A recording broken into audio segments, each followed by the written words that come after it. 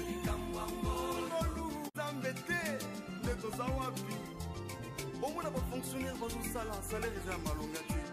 me na bandako baboti eza sikobika ngolu ya wiwi tosengi ngolu efuluka lisusu na mboko oyo ngolu papa tosengi ngolu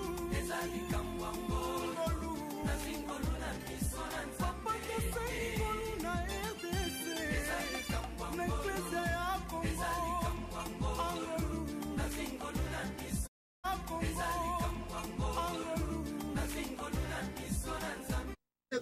Bandeko, la vérité, oh, ezali émission na biso, la vérité, ezali émission na yo. Na poko elelo bandeko na ngato yeli susu na programme oh ya. La vérité, bisika ngai l'impresario Joachim Zambona, na mama Ani, mutu tozali ko courir émission oyo. Dès que vous avez compromettre la femme passée, la makambo étalé vérité concernant la malédiction. Na évité maman Ani ni nango za nango na table na biso na mpoka le poète to ko komba na émission na biso oyo ezali pe ko passer en direct na radio à travers l'internet pe to zali ko landa yango ndeko na ngai ni nango za nango na table na biso na mpoka lelo yo. Bon, oh to sa nango lelo on a table ezali malédiction. Malédiction, c'est un peu de ni nango yebi concernant malédiction. Soit tu peux savoir une définition de malédiction parce que nous aussi li ko yeba émission na biso oyo. Bino pe aussi li ko la dayango bosi li ko yeba ete tangu nesto ko lobela ka vérité. To banana na ko yeba définition ya chaque likambo. Ba tout ce qui ba yebi définition ya loko. Possibilité ezali ke ba comprendre très bien ba ko sala pe ba la mais soki ba sili ko yeba définition ya loko te ba ko iko sakana ngo loko la mwana soko pesie biki ko lia yango ko nsaka ezali bazoka ezali bombo. Yeah. Mais ce qui a été big, c'est comme la yango, akoyeba ko utiliser yango, n'est-ce pas? Ndenge moko pe na ba définition ya vina biso, ba vina biso bandeko. Makambe belé zali ko bebisa biso, makambe belé zali ko sala simplement parce que zali ba ignorant, zali ko ba définition ya chaque côté, ndé zali ko causer ba problème ya mabe na vina biso. Mama ani, pesa biso na no définition ya malédiction selon connaissance na yo. Malédiction zali sous nini? Bon, malédiction ezali tout ce qui ne marche pas. Hein? Na vie na yo neti santé mobulu maladie pamba commerce ezoko marché te ba classe mayele zate ozotanga mezo mutu ezosima makambo te donc nyonso wana babenga ba malédiction ba malchance ba envoûtement. Ah bon? Donc ozali ko tenir ete mutu soki ba makambo na vie na ezali ko marché te d'après yo et que azali na sorte de malédiction et puis bon pesa na bo combien de sortes de malédiction ezali ko za na vie. Bon, ba malédiction eza ba sorte belé hein. Mususu ezali na ba parents na bino bi ba koko bazwaki yango na tango wana pe ezoko na ba génération tina 4e génération. Ouais, malédiction par génération ça ko lobela n'est-ce pas? Est-ce que vous avez un exemple où il ko pesa biso ezali ko sala ete ba malédiction mususu ko uta de génération en génération ezali ko kita? Oui, ezali ela ekitaka penza ko posoki totali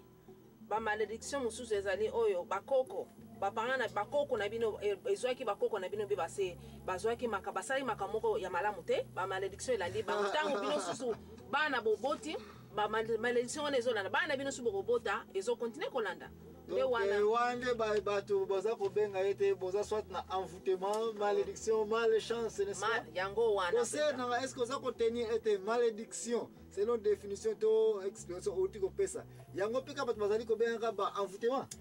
ezaka yango aussi oyoka ja comme envoûtement oh na yokango ezaka uta na dictionnaire to ndenge yela ke bato bazali ko bimisa comme envoûtement na bible aussi au monango déjà que envoûtement tout ça. En tout cas, la Bible na mona ngote mais na yoka kango kaka ce qui na Bible ezate mais na yoka kango ce qui donc on dit que le baite ce qui mutazali na malédiction au yipe ko le baite za na envoûtement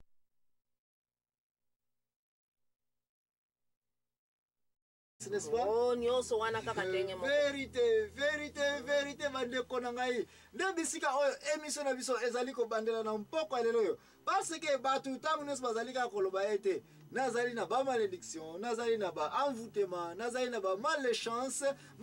oyo ezali ko uta sota bakoko na biso ou bien na ba parents na biso ou bien père mususu ser na ngai avant que tokende kozwa moi répondre na biso est-ce que so yoka déjà quelque part mutazali koloba ete nazali na ba malédiction oyo likolo ya ba parents na ngai likolo ya ba tata mwasi likolo ya bandeko est-ce que biloka boye aussi oyoka yango déjà? Oh na sina yoka yango pe sina mona yango ba malédiction mimi ezo uta na ba parents mususu ezo uta na ba tata mwasi mususu ezo uta na ba papa leki mususu ezo uta na ba papa kulutu donc eza bongo. donc nde yango wana yo ozali ko appuyer yango ete na date lelo yo batu bazali eke bamakambo na bango eza ko marché te bongo basili koyeba ete source fo ezalaka soit batu ya quartier baza contre ye basali bamakambo bazali koloba famille biloko moka ndenge wana ou bien mutu aza contre succès na makambo na yo nyonso wana po omona bamalédiction ezwi yo mpo baza contre basuccès ya makambo nini ezosala vérité bandeko na ngai ezali présenté pa na ngai l'impresario Joachim Zambwana na mama Ali mutu azali l'activiste du jour. Activiste mama Ani ezali susu koloba nini? Ezali koloba bato oyo baza na minoko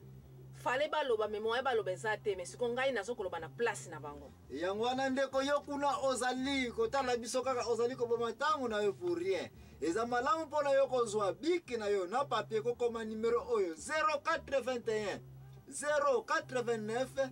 12 7 et 4 awa nde obengi biso oyebisi biso opinion na yo oyebisi biso émission nini to préparé pona yo olanda to sujet nini ozalaka nayo etungisaka yo comme ça mama Ani mutu azali activiste yena kozwa munoko na yo epuis asali nini alobeli yo toza na cause ye adefendre yo toza na opinion ye alobi yango parce que émission oyo ezali te neti kaka bapaster basalaka ete avandi aza kaka koloba laka bondima kaka ndenge ye alobeli bocomprendre kaka oyo yabimisi te émission oyo ezali ya yo mutu azali kokuriri yango wana ndeko na ngai zwa bike na papier zala prete po yeba komanga la korépondre mama Ani na bamoka mouti koloba ete envoûtement yango kaka malédiction malchance yango mpe kaka malédiction soit aza na raison soit aza na tort na mokanda nzambe ya la vérité tokopanza yango tokotala po toyeba makambo mama Ani Temo qui est l'activiste na bino asili koloba soki azali na raison to azali na tort kokende mosika te ndeko tokela kozwa mwa repo na biso epuis ntango tokozonga ngai l'impresario Joachim Zambwana nakotante korépondre mama Ani na yo mpe moto azali kolanda baémission oyo merci mingi ndeko kokende mosika te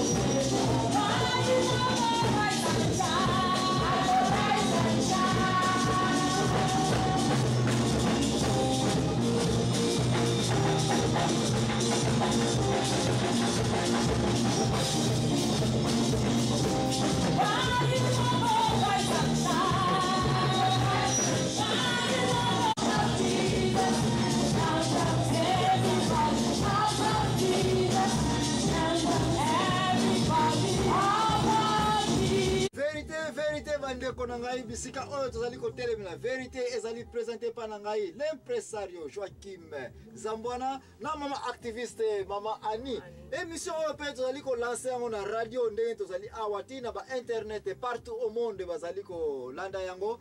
wana ndeko na ngai kokende mosika te kangama na biso kaka awa même la poka lelo yo na pona ba oyo ba ye retard rappel na biso lisusu mama Ani ezali ndenge nini émission ezali ko concerner nini lisusu mama Ani ezali ko concerner ba malédiction malchance envoûtement nyonso wana ezaka eloko moko bien mais mama Ani na banza ozalaki koloba ete basource ba malédiction otaki koloba ete ekoki kouta epai baparent bazali kolobela yo mabe ekoki mpe outa epai bandeko olobaki bakoki koloba mabe epuis nini nyonso olinga kobakisa parce ngai nazalaka kokontinue kocollectionne bainformation na yo ozali kopesa na connaissance oyo ozali nango concernant likambo oyo etali malédiction mama Ani bakisa lisusu nini yango olinga koloba lisusu nazala koloba ba malédiction ezowuta epai baparent bon baparent balobaka mabe ezwi bana bango mosusu mpe soki tolobi baparent soki totala na bible neti noe ntango alobelaki mabe mpona bana ye ezwaki bango soki totali jacob ntango alobelaki mabe mpona bana ye ezwaki bango bon soki tolonge na baparent batata mwasi donc tata mwasi donc kota papa na bino na bapapa leki bapapa kulutu bango nyonso wana bakokolobela bino makambo mabe ekozwa bino mpe neti tata mwasi akokolobake botika kobonga te na vi na bino ekozwa bino mpe okobota te commerce na okomarche te nyonso wana ekolanda bino epuis okebe na bafetichere susu moto ake kopesa kombo na yo kuna mpo basala yo mabe banganga nyonso donc bamalédiction ekolanda yo